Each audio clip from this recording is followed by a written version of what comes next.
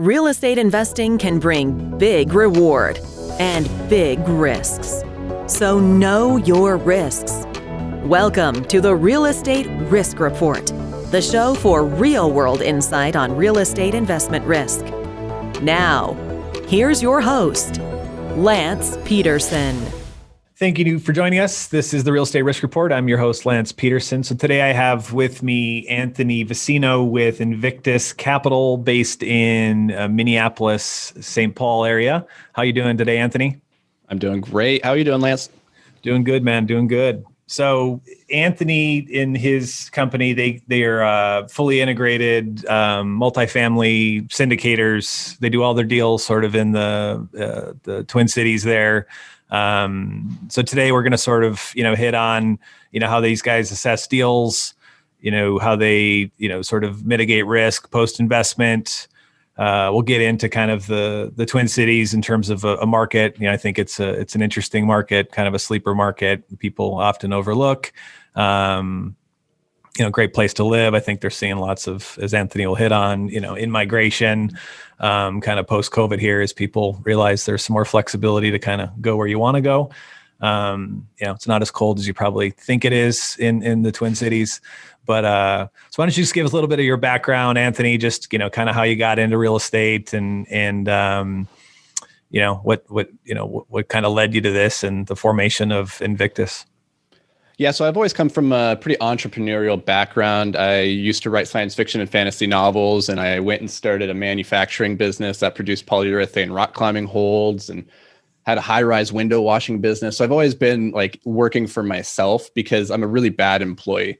So when it comes to working for somebody else, I just don't put in the same effort as I do when it's for my own thing. Mm-hmm. And so I come from that background of, okay, I need to build my own things. And real estate had always been involved in my life at these various points that I hadn't at the time really recognized. So my first foray into it was in college. I was doing fix and flips with my roommate and his dad.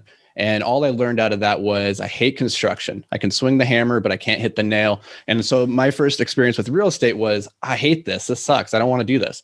And so it was maybe 10 years later, I'm living in California. A friend comes to me and he's buying up quads. And he's like, hey, do you want to go in and do this thing together? So I threw in some money. We did that. And that was the first taste where I was like, oh, this is pretty cool. And then back in, I'd say 2017, I moved back to Minnesota. And this is where I'd say my real estate career really starts to take off, because I tell the story that I'm driving into downtown Minneapolis one day and I look at the skyline and I see it's all beautiful. And I'm struck with the question of what does it take to buy a skyscraper? And like, don't get this wrong. I'm not really interested in buying a skyscraper. Yeah. But trying to figure out like the answer to that question was really intriguing to me. So I went down the rabbit hole of like, who owns these things? How would you even go about this? Mm-hmm. And that got me hooked on to multifamily. And I started learning about that. And I got really interested because at its core, multifamily investing is really simple. It's a simple business model. It's like Legos. The bricks only go together in so many different ways. But once you understand how they click together, the sky's the limit. So I started buying small properties so that I could learn how to work the process myself. I always knew that I wanted to be in control of as much of that as possible. So I went and bought some triplexes and then joined forces with my now partner, Dan Kruger, in 2019 to form Invictus Capital. And that's when we started the syndication portion of what we do now. So before we were doing everything as joint ventures with our own money, we wanted to prove that we were, we knew what we were doing. We were comfortable with ourselves to take on other investors' money. And so we started syndicating last year. Our first deal that we syndicated was closed in January 2020. And then we just closed our second one in November. So a couple months back. Cool. Yeah, very good. So for you guys, as you've made this sort of, transition and, and it sounds like, that vertically integrated part, where you intend to sort of have your own property management, do as much of the work, yourselves. I mean, do you have sort of a buy box or, how have you kind of approached the market, right? Like what are the assets you're looking for? Do you have, what's sort of that mandate that you use to go out and into the market to select a deal? Yeah, we talk about, I think we're pretty bread and butter. A lot of people nowadays that they're onto the syndication and multifamily game, they'll say, we're looking at Class B, Class C, value add multifamily deals. And that's pretty much our bread and butter. What we look for is an opportunity where there's a good delta between in-place rents and market rents. Usually we're looking for about 20%. So if we can go and find something where, for whatever reason, whether that's through just mismanagement or lazy management, or just the units themselves are falling behind the times, that there's a 20% delta between in-place rents and market rent. And so that's the real big thing. We tell brokers that we're looking for anything between 20 and 150 units, but we're generally pretty deal agnostic. So that means if the numbers make sense, we're going to look at that deal. And I would say during COVID, our business model shifted a little bit. So pre-COVID, we were doing heavier value add deals, things that had a lot of meat on the bone. We would go in there and do a lot of renovations. We'd have to maybe re-tenant the facility. And that's a lot of work to do during COVID when there's suddenly an eviction moratorium. And you're maybe not so certain that you can actually get tenants in and out so easily. And maybe, you don't know what the market's going to be doing in a year or two. So you don't want to be deploying tons of CapEx. And so what we did actually with our second deal that we closed in 2020 was we made a slight pivot towards finding a deal that provided more optionality. And so we went to a nicer class of buildings, so a class B building and a class A neighborhood. We still found something where there was a 20% delta between in-place rents and market rents. And then we also bought it below market. So all these things came together to give us a good deal where we can go in there and drive rents up through deploying CapEx, or we can just kind of sit on it and wait for now. Right. Because not knowing what 2021 is going to look like, we don't want to be in a position where we have to deploy tons of CapEx or that we have to move tenants out. So this is a nice, solid optionality play where it's cash flowing from day one. It's returning. We don't have to do anything. We can let the tenants just kind of sit tight and see what the playing field kind of does. But this was a really intentional decision on our part to shift the playbook and saying, okay, the playbook that we were using pre-COVID maybe doesn't apply anymore. The game's kind of changed. So let's pivot and adapt to the current economic environment. And I think the best thing you can do in that case is to just leave as many options open as you go into a deal, not locking yourself into saying, okay, we're going to go and do this business plan. We're going to execute it on this time frame, because the more locked in you get, the more likely external variables are going to come in and just knock it off course. Yeah. So do you guys exclusively manage just your own properties, or do you manage other people's properties as well? No, just in-house. We have no interest in third-party management. We've been approached, but it's taken on all the headaches with none of the returns. Yeah. Like, it's the worst work. Like, nobody likes really handling and dealing with tenants, because usually, like, when it's going well, great. But when there's headaches, like, there's a lot of headaches. And so we're not interested in doing that for other people because the margins aren't there. And at its core, the reason we built vertically integrated property management is because we have the thesis that whoever's closest to the end consumer wins. And so by controlling as much of that process as possible, we can ensure the highest quality living arrangements for our tenants. We can ensure the highest quality customer service and be there for them. And so, we don't want to get distracted by confusing who our customer is, whether that's the tenant or a third party that we're managing for. We want to be clear about who is our primary customer. So we have, at the moment, no interest in the third party stuff. Yeah. So let's talk about kind of just that market in general. I know you've lived their whole life, but I mean, what are sort of the highlights of the Twin Cities, and just kind of share a little bit about the profile of. I mean, I know there's a lot of Fortune 500 companies, a lot of snow. Well, a lot of snow. Yeah, a lot of snow. Yeah. A lot of lakes, obviously. Yep. But like it's so like. I live in Portland, and Portland's an interesting city, right? Like it's the topography of the city and the urban growth boundary, and there's just these inherent things where you can't just build wherever the hell you want to build, and they kind of force you to create density, and those are all good things to keep real estate values up and all those things, but. Unlike Minneapolis, we don't have a bunch of Fortune 500 companies that are headquartered there. And so, I just think a lot of people maybe don't know much about, Minneapolis other than a lot of lakes and maybe some snow in the winter. So maybe just give us sort of that, what is it that you love about the Twin Cities as a market? Yeah, there's so much. People are always surprised when we start, talking about the Twin Cities and the fact that we have over 15 Fortune 500 companies. And the thing that's really interesting about that is how diverse they are from an industry standpoint. They're not all, conglomerated like Detroit was around automotives. We have 3M, we have Best Buy, General Mills, Target, like, what is it? Mayo, like one of the biggest universities in the country. I think University of Minnesota is like the third or fourth largest in terms of population. So there's just this really interesting, diverse ball of economics that are occurring here. And when people hear that, they're like, oh, that's actually pretty surprising. I didn't know that. So we have a good influx of really solid jobs. And what that means then is, we're not the sexiest city on the horizon, like Austin, everybody's talking about, oh, Tesla's moving there and so is moving there. We don't get a lot of that buzz, but we're steadily growing every single year. And you can set a clock to us. Like if you look back during 2007 and 8, you kind of do some back testing on the historicals. And it shows like we took a little bit of a dip during that period, but we were right back into it by 2009, 2010. So it's like, even during the worst of times, our economy can absorb it and just keeps on chugging up.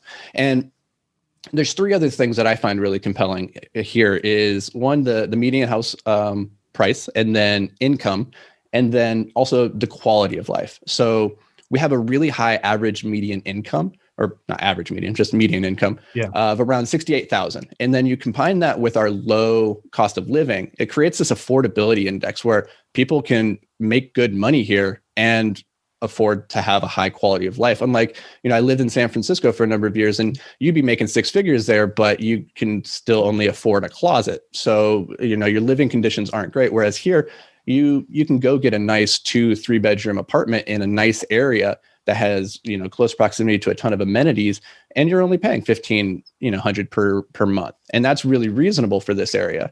And then the other thing is that quality of life. Minnesota is constantly rated as one of the healthiest cities or one of the most outdoor focused cities in the country. And that's always surprising because half the year we're stuck in snow. So you would think like we're just indoors all the time, getting fat and out of shape and not enjoying the outdoors. But it's just not the case here. We have a really robust bike and outdoors trail system where people just really enjoy living here, and that's why they stay.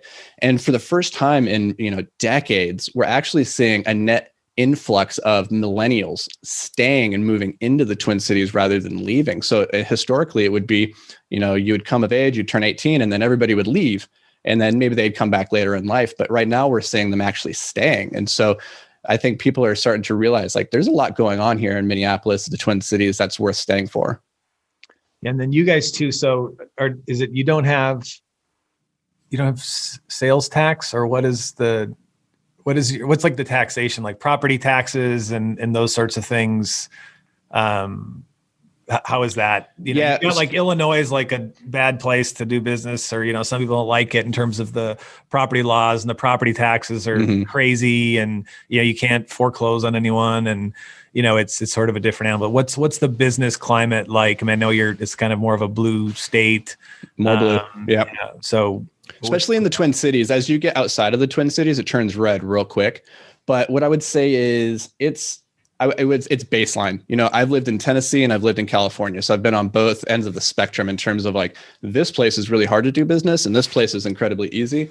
And I'd say the Twin Cities smack dab in the middle.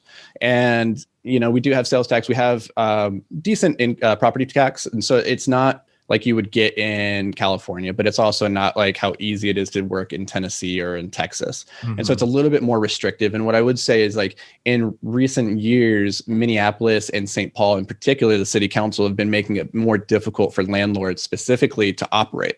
And so it's becoming more and more tenant friendly, which, I don't think it's going to go as severe as say a Seattle or Portland, which can be like a very difficult place to operate in. It just makes it so what I find is the locals have the advantage. If you're from this area and you know how to work within the system, then you're going to be fine. But it makes it more difficult for outside investors who are just looking to invest remotely into a market. It makes it more difficult for them to operate unless they have really good boots on the ground there. So who do you guys find? I mean, in terms of like, I just don't hear about as many multifamily syndicators doing business in Minneapolis. I mean, so who are the current, who owns all the product there? I'm assuming there's not much development going on right now. I mean, that's is that accurate? There's actually a lot of Class A development going on. Okay. I would actually, there's a ton of construction happening in that space. But like the case is always with more affordable housing or Class B, Class C properties, you can't build that. It's just not feasible from an economic standpoint. Yeah. And so, you don't really hear about the really big transactions occurring here, and you don't hear about a lot of syndicators from outside the state that invest here. Like, I would say the only people who are syndicating here in the Twin Cities are generally locals. And so I would say our group and maybe 3 or 4 other large players in this market probably constitute over 80% of the transactions that occur. And so everything transacts, I would say, locally. And there's a lot of guys and gals who've been in this business for 30 plus years that were buying up the properties in the 90s or so. And so you can track back, I would say 80% of the ownership in the Twin Cities to maybe 10 or 15 primary owners, and they just kind of have gobbled up everything. And if you know those 10 or 15 owners, then you can keep transacting. But if you don't know them, you don't have that relationship, it makes it really difficult. So a lot of things happen off market. They happen kind of off the radar, so to speak, because they're just trading hands between this guy and this gal, completely, just under the table. Yeah. Yeah. Cause I know I grew up in Minot, North Dakota, and there was this group IRET, and they big REIT, and I think they ended up moving their headquarters from Minot to Minneapolis, and they're a big multifamily owner in the Midwest. I mean, they own thousands and thousands of units. Just curious if you guys, do you bump into a lot of REITs and or is it really a lot of just it's privately closely held, operators? So right now, I would say we're getting a lot more of that institutional money coming in and trying to gobble up things. People are, those institutions have been turned on to Minneapolis and like what's happening here.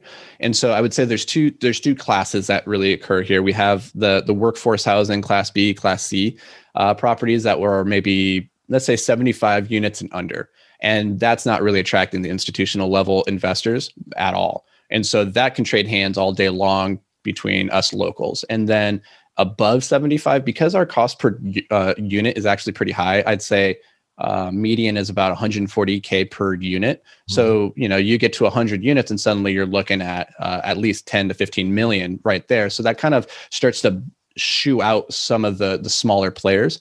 And I would say at that level, we're starting to see a lot more institutional money coming in, and that's who you're competing against in those transactions. And it's a little bit difficult because we actually don't have a ton of, I would say, inventory that's 100 plus units like you would see down in the South or some of those other big metros. Yeah. They just didn't build them in the same way here. So they tend to be smaller, which gives us a lot of opportunity to go and pick those up.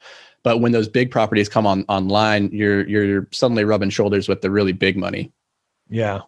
Yeah. Cause a lot of the buildings you'll have just a building with 32 units or because it's all indoor shared hallways. You got a lot of that kind of stuff rather than that's exactly it. Yeah. So when you guys kind of post acquisition, like you said, like right now you kind of had to shift your strategy a bit, kind of post COVID, which makes a lot of sense. But, what are the things that you guys kind of do post acquisition to sort of, mitigate those risks? Obviously the deep value add stuff, that adds, quite a bit more risk, like you said, kind of re-tenanting and all that kind of stuff. But do you guys sort of have a playbook that you're running or looking to run when you take over a property? Yes, the step one there is it always starts with regardless of what you're doing in life, if it's just, relationships or business or real estate, people are always the hardest part.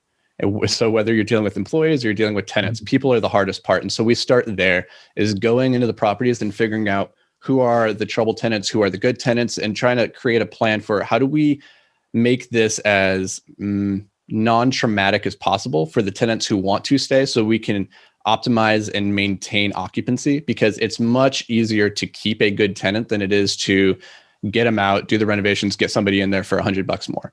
And so if you can figure out a plan that can bring them up to market slowly while ensuring that they're not going to leave and maintain that occupancy, that's usually a win-win. Mm-hmm. And so we'd like to go in there first and really understand who are the people that are going to create issues, who do we need to keep an eye on so we can start moving them out, and then creating that plan for how are we going to get them out of there. And that might be cash or keys or just waiting for the lease to run up, just depends on the tenant there. So I would say it all starts with the people, figure that out first, and then try to figure out your renovation plans and saying, okay, let's say one of the really interesting things that we started thinking about more during COVID was, well, can we, instead of, trying to just get tenants out and do the renovations and bring all new tenants in, let's renovate one unit, go to a tenant and give them the option of just moving across the hall to that new unit at a slightly elevated price. We've now kept that tenant. We now have made it easier for ourselves to get that other unit open and do the renovations there. And so that was actually a really successful strategy, all told. And so we'll keep doing that. But a big, I'd say, part of that strategy is keep the good tenants, because it drives down the expenses. Like, one of the most important lessons I ever learned as a business operator is that a dollar saved is worth more than a dollar earned. And so the dollar earned is always on a margin, right? So $1 earned, if you're running on 50% margin, well, that dollar is only good for 50 cents back in your pocket. But if you can go in there and save that dollar, that's pure profit.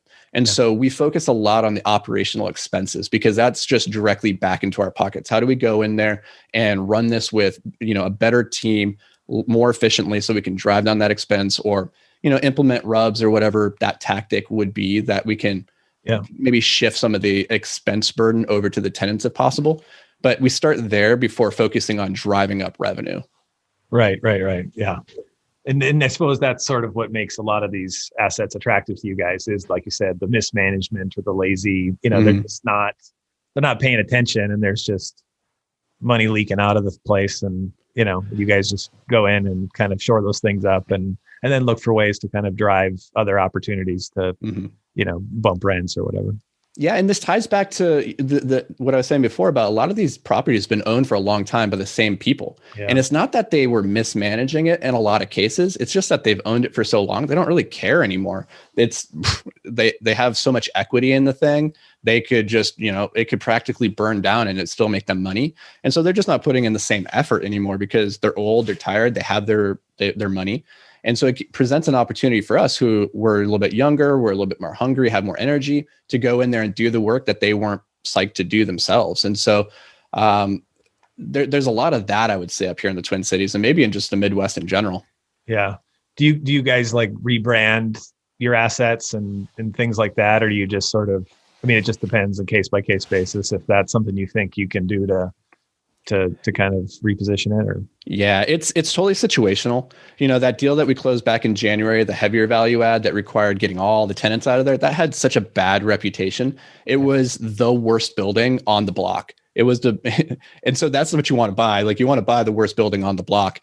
And going into that one, you have to do the rebrand because everybody just has it in their mind like, oh, that's that building. You don't deal with that. So you need to really shift that in people's minds. And that's hard to do. So it takes time. But the stuff that we acquired just in November, those don't need a rebrand. They're great properties. People love them. They're more like historical brownstones and just this awesome neighborhood. And so we want to retain that history and that flavor because that's what people are renting there for. They go there for that feeling of nostalgia, and like these older buildings are part of the selling point. Yeah. So what do you see kind of maybe some peers or others doing in the market that just terrify you? Like what are the big mistakes that you see? Like you said, the beauty of multifamily is that it's hard. It's sort of simple, right? It's not hard to get your mind around, but it doesn't stop people from doing dumb stuff. So, what are those sorts of things that you guys see that make you kind of cringe? Like, oh my gosh, I can't believe that I can't believe they paid that for that. Or, well, I think that's always the case. Like, when you see somebody pay something you weren't willing to pay, your first thought is, well, that was silly. Well, like, how are they going to make that work? Having seen a lot of underwriting from other operators and having the opportunity to like partner and collaborate and kind of seeing what other people are underwriting for, the thing that always terrifies me are the assumptions and not being conservative enough with the idea that we don't know what next year is going to look like, or 2 years from now.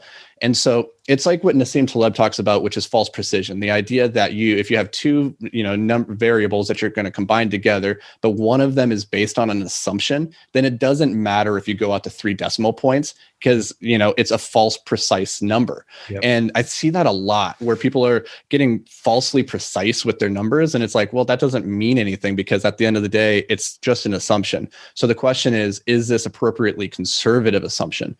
And one of the interesting things is we use historical back testing to say, like, okay, what has been, from a historical perspective, the worst case scenario? And a lot of times operators, ourselves included, we just kind of peg off of that. But the problem with that is every last worst case scenario was a new worst case scenario. Like, it was worse than the worst case scenario before it. Right. So COVID was suddenly worse than 2008, and 2008 was suddenly worse than 2001, 2002, which was suddenly worse than the 80s. And so, like, every worst case scenario is always more bad than you think it's going to be. Yeah. And so you have to, like, take that worst case scenario and then still add a little bit of a buffer there. Mm-hmm. And at the end of the day, it just comes down to not massaging the numbers or selling yourself on the numbers. It's like Richard Feynman, the physicist, said, you must not fool yourself. And remember, you are the easiest one to fool. And if you want to make the numbers sparkle and shine, you can do that, but that's not doing anybody any service. And you might make it through, because in the last 10 years, the rising tide lift all boats. Everybody did well. But now, like, things are going a little bit rough. Like, those numbers suddenly matter a whole lot. Yeah. Yeah. And it does seem that way, right? I mean, with that rising tide and that tremendous bull run. And I mean, everyone looked like a genius, as always is the case on run-ups like that. But it did seem that was also what was creating a lot of people to feel the pressure, a lot of syndicators, whatever, to sort of, fluff up those assumptions. And, and then you're competing with that. I mean, ultimately, or at least, the perception is you are, because at the end of the day, you need to raise capital to do deals. And, if your deal's sitting next to someone else's deal and they're saying that they can get, an 18 or 19 IRR, unfortunately, people are attracted to the shiny object syndrome.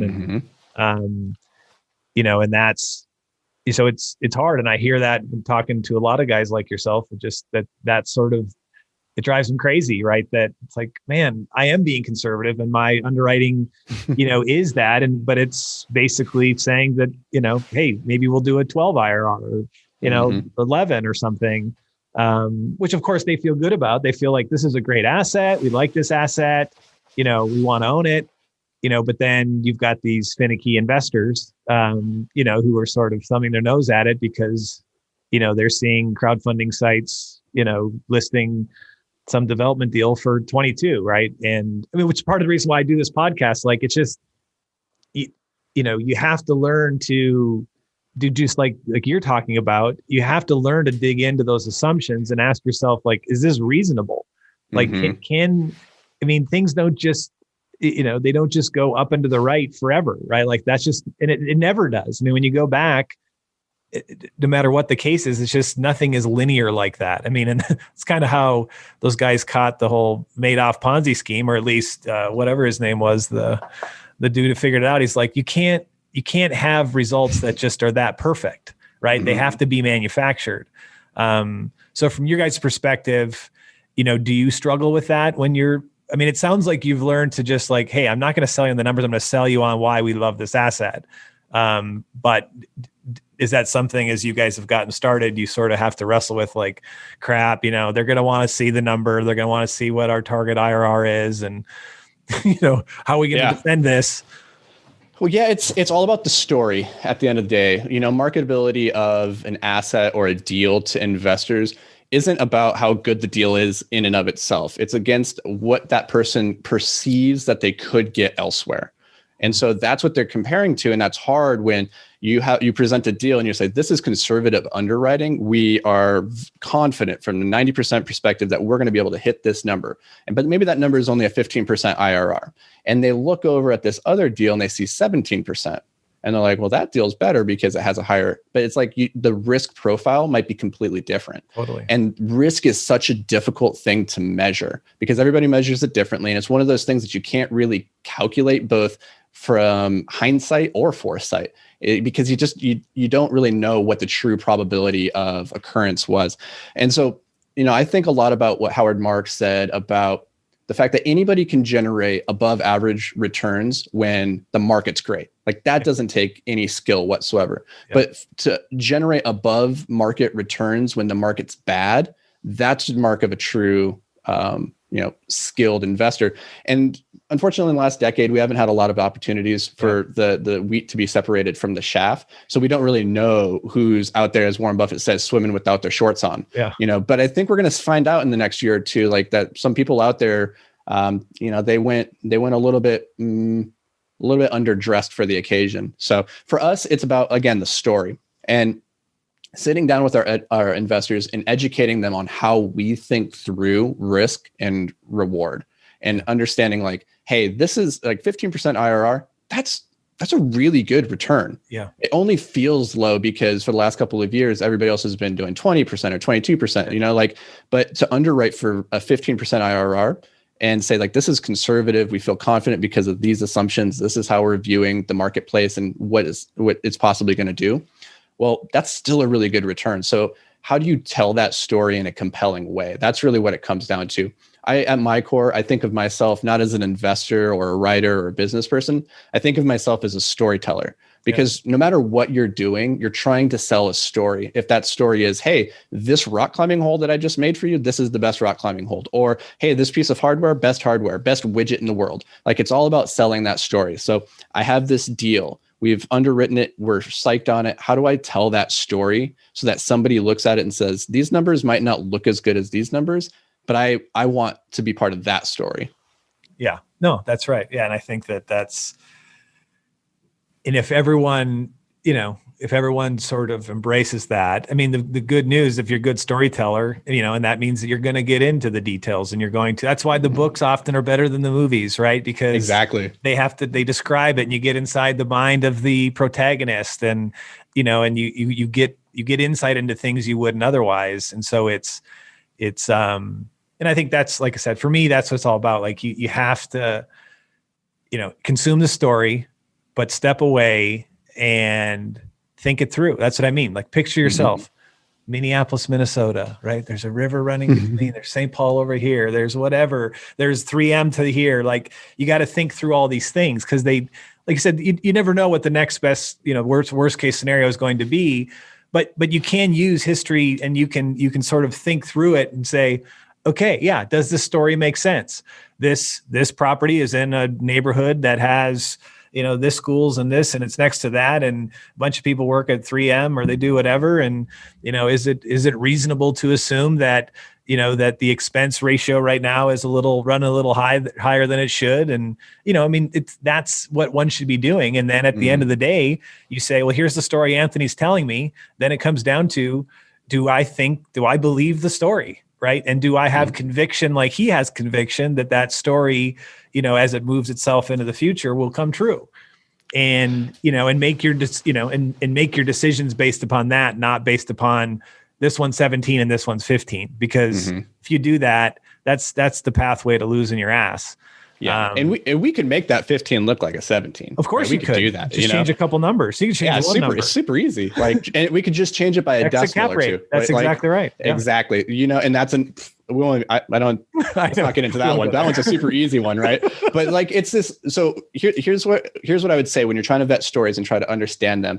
Naval Ravikant, who's a famed angel investor out in Silicon Valley, he talks about the fact that macroeconomics is more or less just voodoo fortune telling. Like it's impossible to know what's going to happen on a macro perspective, but microeconomics, understanding the fundamentals of supply and demand and like those principles, that's what matters. And so when you're looking at, say, this MSA or on the neighborhood level, and like you're talking about, hey, it has a good school here. It's close proximity to these 5 Fortune 500 companies. So there's jobs. Like you look at these things and like the fundamentals make sense.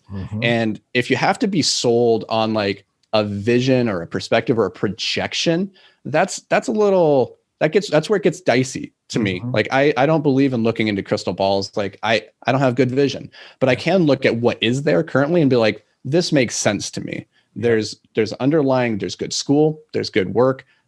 People like living here, it makes sense. And so that's the stuff. You don't need to get pie in the sky and get too complicated, because, our podcast is called Multifamily Investing Made Simple, because it's so easy to just paint things in a veneer of complexity. And then you get a little overwhelmed, and then you just go, okay, I trust you. Yes. Like, you seem like you know what you're talking about. You used all the big words. Cool. You just take over. And like for us, we don't want to do business with investors of that mindset. We want investors who come in and say, I want to understand this. I want to take control and learn, and not be an expert by any means, but I want to know enough to understand what's happening inside of this deal. Yeah, no. And I think that's great. And I wish more people did that. So when you guys, like when you release a deal, will you like record a webinar or whatever, where you kind of step through and walk through the story on the deal, or how do you guys do that? Yep. So we do a webinar for the investors where we just walk through every bit of the marketing package. But the thing with the marketing package is it's just what's being presented.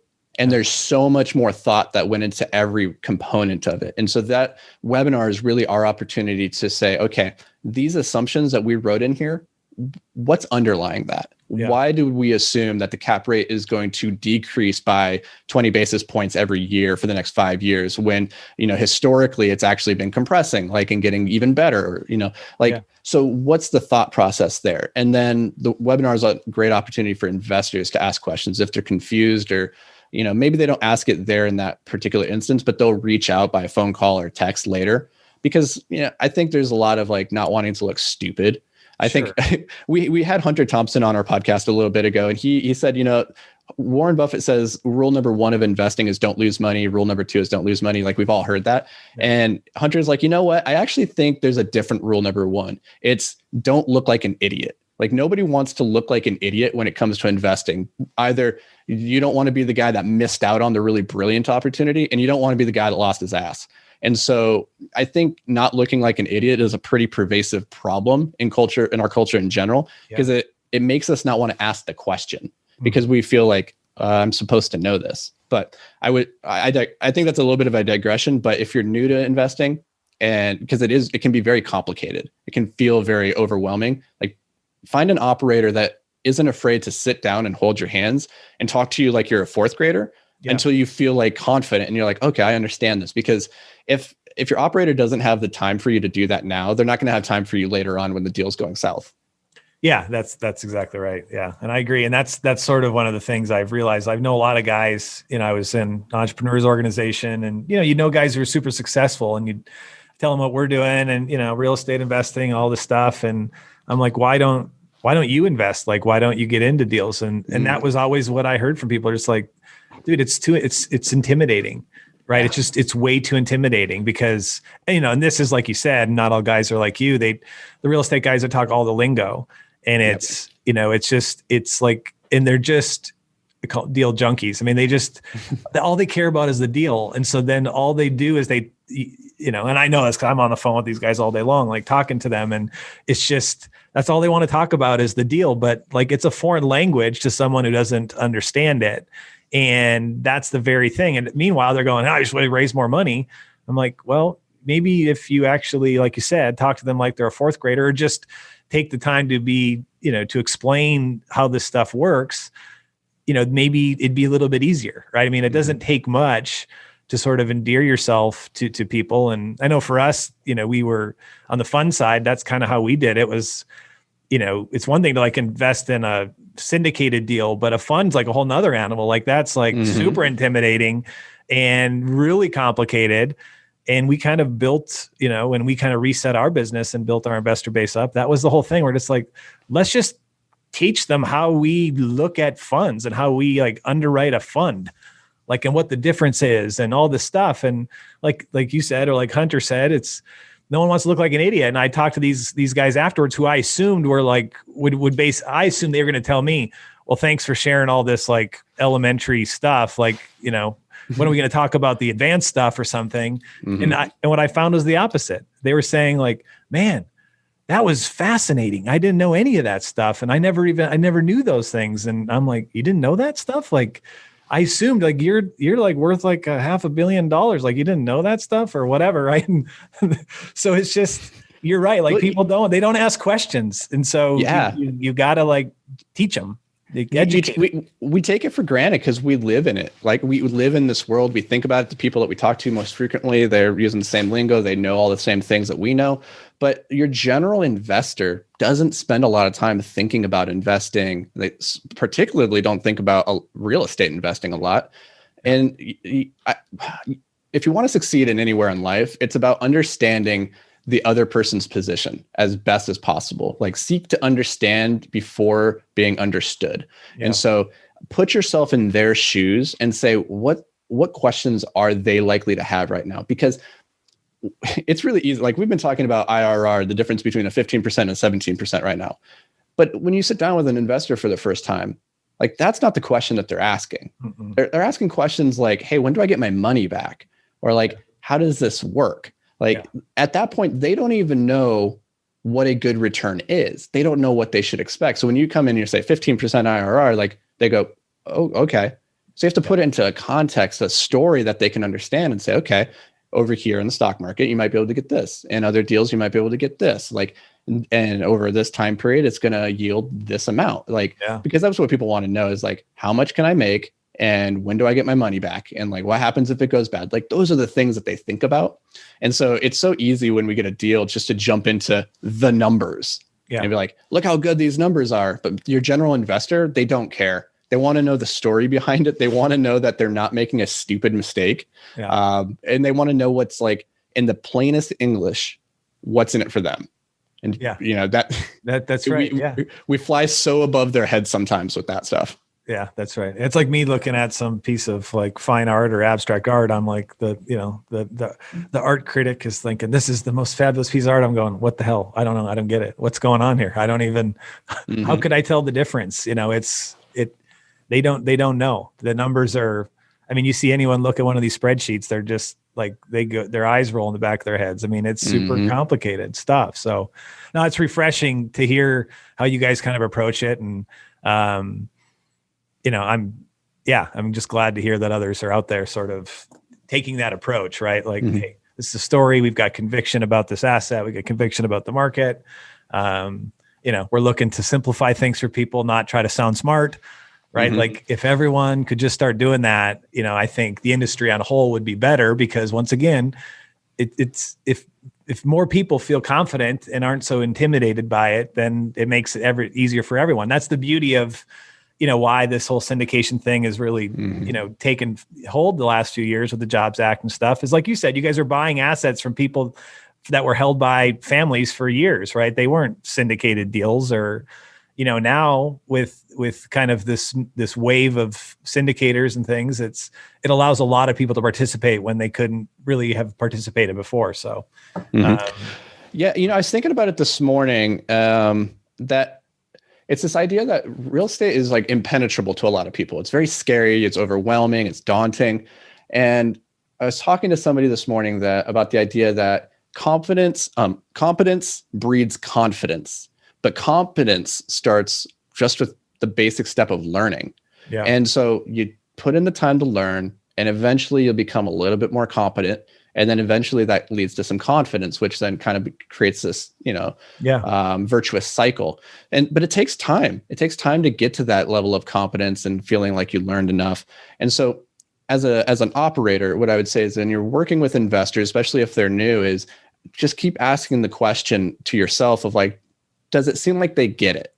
Because when the light bulb finally goes off, it's very obvious that it's like, okay, the pieces are clicking together. They're asking the right questions now. And you get the sense that like they're starting to get there. You can tell if you're paying attention when an investor is still not really getting it. You know, like you're sitting over here talking about the cap rate and next thing you know, they're talking about CapEx because they kind of sound the same. And you're like, okay, they don't quite get it yet.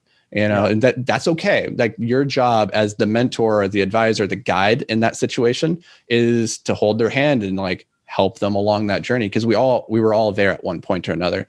But at the end of the day, multifamily investing is simple. It is not super complicated. We can make it accessible to more people. I think it's simpler to understand fundamentally than the stock market is. But unfortunately, the stock market is just easier to get in and out of for most people. And so the barrier to entry is so easy, where I think real estate is easier to understand, but the barrier to entry is higher. So we have to work harder to, bring that barrier down for people. Yeah, I agree. And that's, I think that's where when I wake up in the morning, that's kind of what I view my role as, is just looking at it from that perspective of what can I do from where I sit to sort of remove friction, right, from the whole process, right? Like,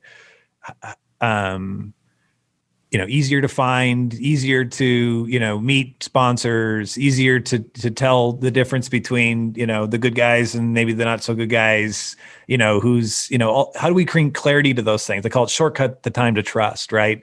And then the investing experience, like, how can I, click invest and go from, not being invested to being invested in, 20 minutes instead of, 3 weeks later, chasing down documents and getting distributions on time and statements and tax returns. And, for me, that's all part of it. Right. Because obviously, someone's got to do what you guys do, is like go find properties worth buying and, and add value to them and generate cash flow and, all that stuff. That's hard enough work on its own, especially when you have a vertically integrated shop that's got to go find tenants and turn the units over and add the value in the construction and, finding debt and, all that stuff is enough work. So I think it's all of those things we can sort of, keep the cost down, make it more accessible. Obviously right now, most of the stuff you've got to be an accredited investor, but, they're expanding that definition and so it's kind of neat. It's neat. Real estate is way behind. Like that's good news for a lot of us because, it's still an area that needs a lot of improvement in terms of just all of those things. So you can make an impact and, it's the Wild West of professionalism and, I would say ability. Like there's still not a lot of regulation and oversight. Sure. There's SEC. And if you want to register, your offering, it's got to be that, but you could get into bed with any old operator. They don't have to have any experience. They could have just, filed the paperwork that day and like they've never even looked at a building before.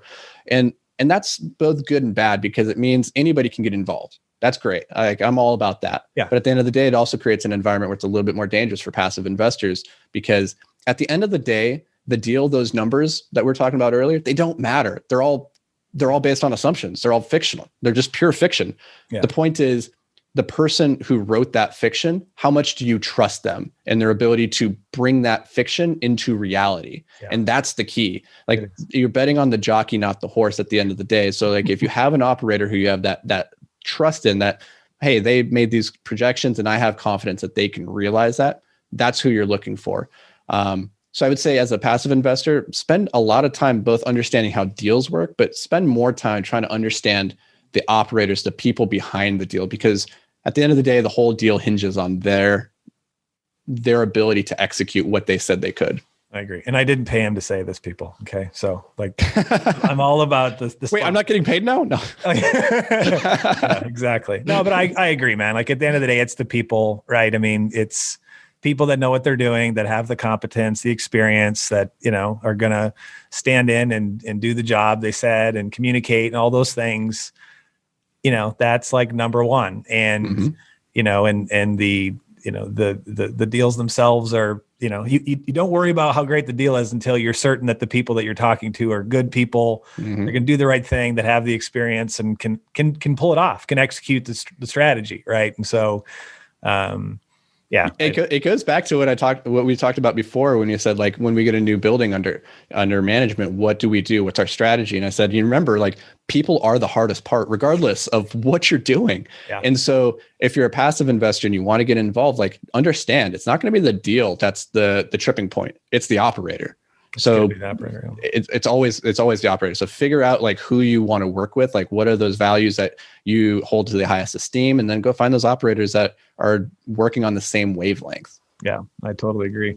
Well, it's been great meeting you, man. I feel like definitely kindred spirits. The I guess must be the Midwest upbringing. I have a affinity for those who grew up in the same neck of the woods, but no, it's been great having you on, and I'd love to have you on again and talk shop and It's good stuff. So thanks for your time, Anthony. I appreciate it. Yeah, absolutely. I appreciate you having me on. Let's talk risk more often. All right. Sounds good.